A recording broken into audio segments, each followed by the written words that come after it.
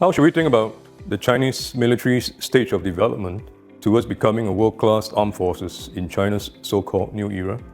How do we measure its progress in terms of China's power projection capabilities? Hello, I'm James Cha, Assistant Professor at the China Program here at the S. Rajaratnam School of International Studies. And I'm here to tell you more about my latest book, Modernizing the People's Liberation Army, Aspiring to be a Global Military Power.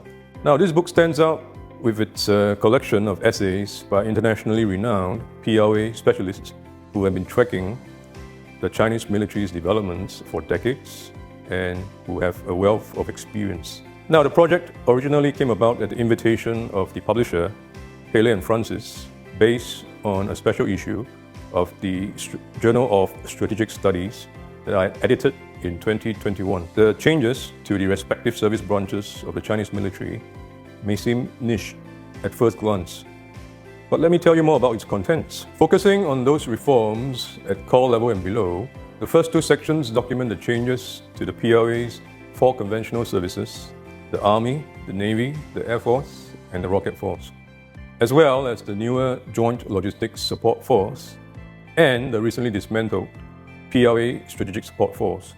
Now, if you study the Chinese military for a living, as I do, you'll recognize the authors as giants in the field. For the PLA Army, we have Dennis Blasco. On the PLA Air Force, we have Ken Allen, Brendan Malvini, and myself. Then there is Ryan Martinson writing his chapter on the PLA Navy, and Matthew Bruzes contributing his chapter on the PLA Rocket Force. Next, we have the newer branches.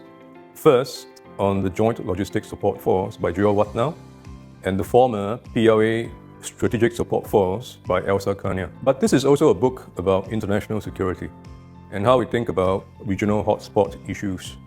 Of this, the PLA's now regular activities in the Taiwan Strait, as well as the South China Sea disputes, immediately come to mind.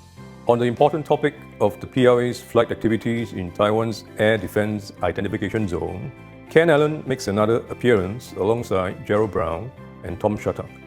Finally, we have RSIS's in-house expert and my dear colleague, Colin Koh, sharing his unique perspective on the PLA's undersea activities in the South China Sea vis-a-vis other naval powers in the region. So you see, this book is more than just about the Chinese military, but also about international relations and East Asian security. I hope you enjoy reading it.